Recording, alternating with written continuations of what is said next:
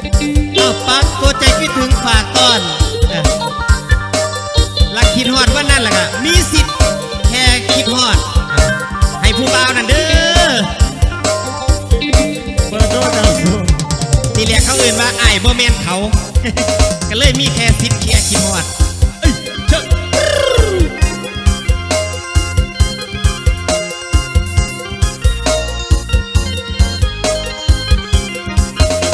ดวงใจเอ๋ยทำไมได้เลยคิดถึงเขาจังเมื่อหมดความบังก็นั่งคุยชายอื่นนั้นภาพติดตาบอกว่าไม่ลืมมันไม่นานก็พันลืมแค่เส้นลายช่างใจดีที่นี้อยากลืมเขาจริงเรื่องผู้หญิงไม่มีแก่เขาหรอกนะจากวันลืมพบเลือดเข้าตาเมื่อกายหน้าคิดไปได้หน่อยเดียว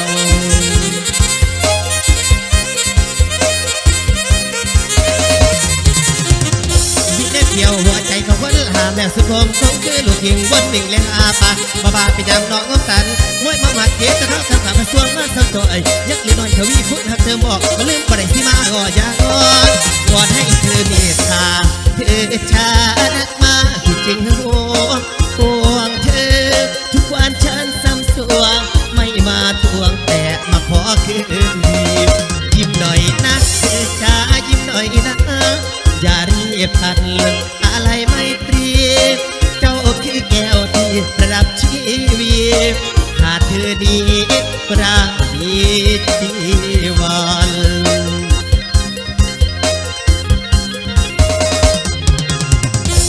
ลำพลามาอ่อนมาอ่อนลำพลามาอ่อนมาอ่อนขบวนตั้งใจไม่ปากปวดแต่ใจคิดถึงแต่เจ้าให้ว่าโอ้พี่บ่สนยังป่ามือละสวรรค์เด็กคิดเขาแก่อย่างว่าพุ่งว่าเพียงเสียงป่าพี่มาสวดเจ้าให้ได้แต่ทางหัวใจคิดถึงน้อง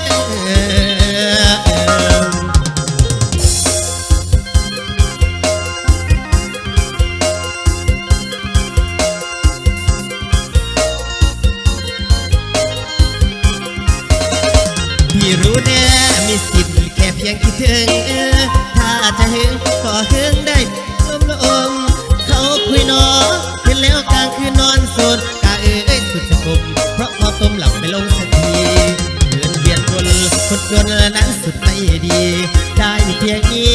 แต่น้อยใจเสียใจมากกว่านี้ถ้าผมนั้นคงไม่ให้รู้แก่ใจหาทางออกที่ดีบอกหัวใจตัวเองอย่าวังเบงบอกตัวเองให้นอนมีสิทธิ์แค่นี้อย่าวิงวอนกว่าจะนอนเสียทรมานเป็นทางด้านที่กินดองตัวใจสิหูว่าจับบ่มีได้ลูกนี้แม่จะหักมาให้สิวังไปโดนเลี้ยงบ่มีเป็นไหนคิดจะไหนคิดจะให้เพื่อนผ่านอีมันเป็นของผ่านเจ้าสิได้น้องอีความจริงว่าได้เศร้าถอนยาหวนอย่าชวนขอนั้นอกเกินไปอย่าไปว่าจะเข้าพาควานอย่าไปว่าจะได้ชื่นชวนอยากนวดว่าจะได้ใจจะได้กอดคนที่ทั่วรักจะได้พักในห้องแจ่มใสจะได้อวดคุยให้ใครต่อใครว่าผู้ใจคืนนี้ที่รักฉันมีสิทธิ์เพียงคิดถึงก็พอนี่หนอเป็นแค่เพียงความฝันกำแพงรักมีสิ่งกีดกันแม้สวรรค์ไม่เข้าข้างเจ้าเลย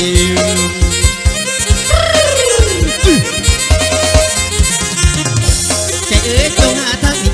ใจเอ๋ยจงหาทางนี้ใจเพียงคิดถึงบนเขาละที่คุณใจที่ดีฝันเห็นเท่านั้นนอกสุขลงกอมน้ำตาเศร้าตาดาเศร้ากันสนาว่าสนาเพียงใดคิดถึงน้องคำนึงคนอย่าคนใด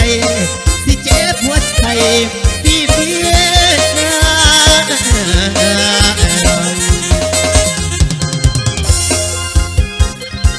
ฝากต้อนแน่เด้อพี่น้องเด้อให้กำลังใจในกำลังใจครับสำหรับผมน้ำชัยสิริชัยเด้อครับเด้อเป็นนักร้องหมอลำซิ่งน้องใหม่ในวงการสำหรับปี55ผ่านมาแล้วก็ปี56เป็นปีที่2ก็แล้วกันครับเอาเชิญอิสระตามครับขอผู้สาวหน้าห้านก็แล้วกันครับแล้วก็ สิตัดบทฟังลำสิวลำยาว